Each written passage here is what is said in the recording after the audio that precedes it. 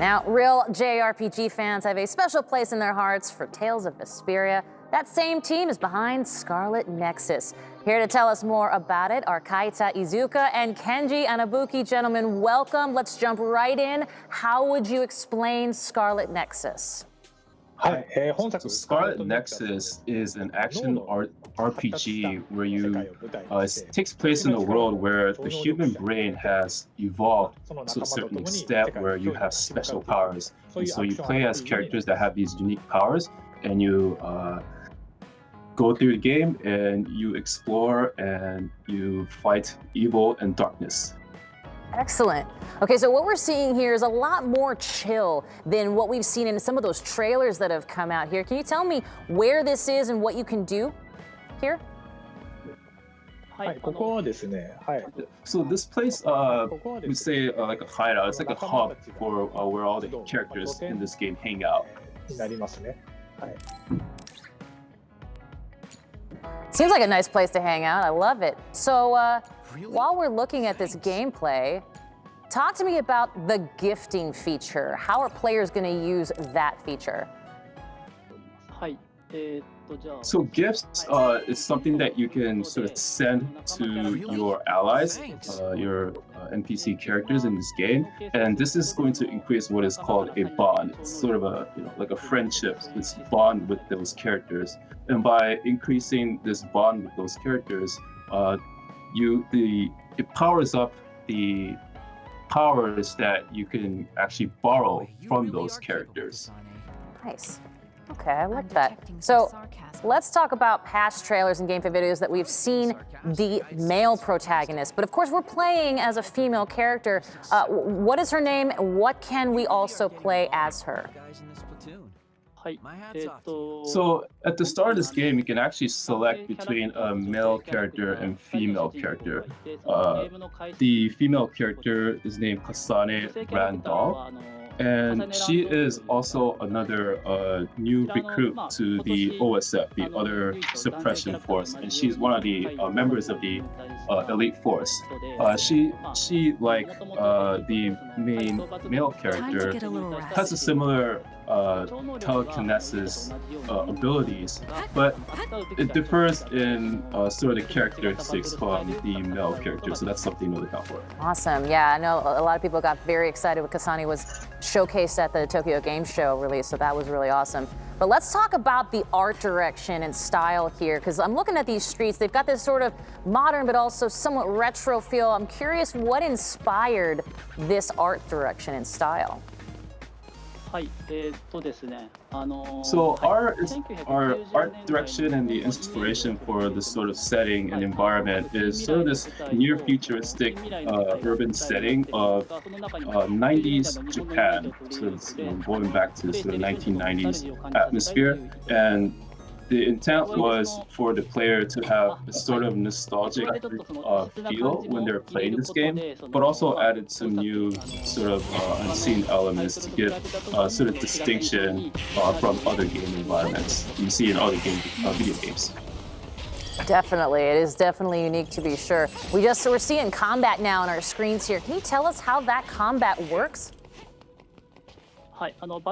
So there's two major elements to the battle system. One is this superpowers that you see for the telekinesis system, and this is more sort of the long-range attack, and it's also combined with melee attacks using weapons.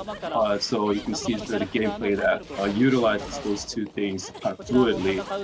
And the second element of this game combat system is what's called a SAS system, in which you can borrow the powers, the telekinetic powers from your allies, and so you can adapt the powers that you use depending on the enemies that you're facing. So those are the two major elements of combat. Well, and this combat looks incredible, and fluid is definitely the word. Let's talk about Kasane and her powers. Where do they come from, and what do they let her do? We're seeing some of it right now.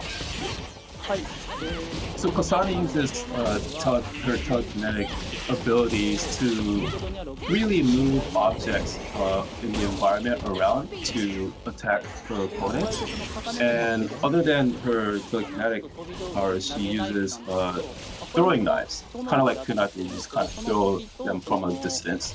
So those are the two sort of fundamental aspects of Kasane's playstyle. Nice. The enemies in Scarlet Nexus are beautiful and terrifying. What can you tell us about the others? So these enemies known as the others, they descend from the sky. And the threatening thing about them is that they go in and they eat the brains of human beings.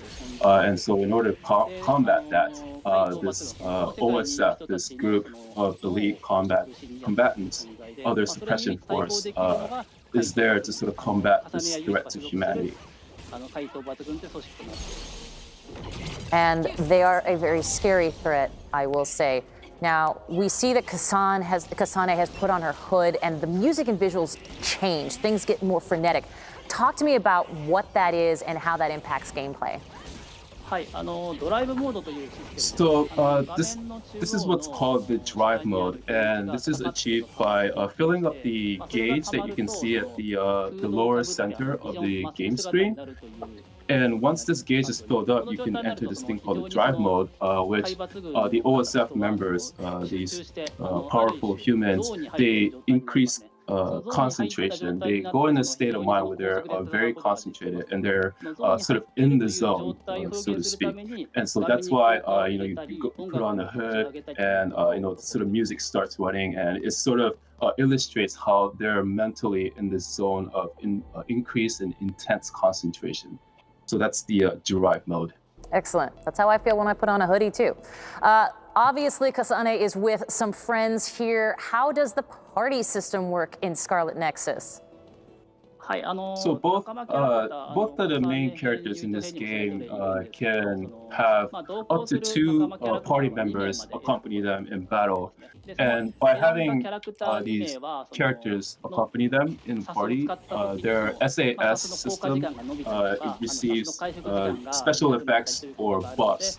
So depending on the situation, you can swap them out for different effects or buffs to aid you in combat.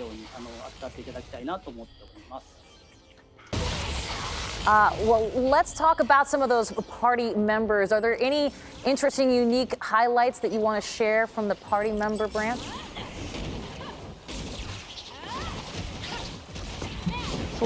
Yeah, so as you can see in the B-roll, you can use many different types of powers. You can inherit a variety of different powers from your party members.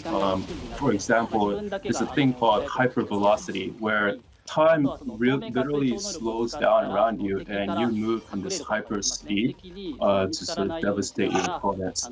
There's another example where you can use invisibility to sort of go undetected from the enemies and use very heavy charged attacks to basically wipe out your enemies in one hit. And so there's a lot that you can choose from depending on different situations, so that's something to really look forward to. Excellent. Well, I know that the brain map is something that's really important to the core of this game. What is it and what does it do? So the brain map is essentially a skill tree where you can sort of develop and expand the brain functionalities and brain layers of these characters. So as you progress through this brain map, you can unlock different skills or enhance existing telekinetic skills to sort of improve your advantages in the battle. Nice. Excellent. Okay, so one thing we did see Kasane do earlier was walk through police lines, and I'm curious about these virtual elements within the city. Why are they important, and what is it that you're excited for fans to witness with these?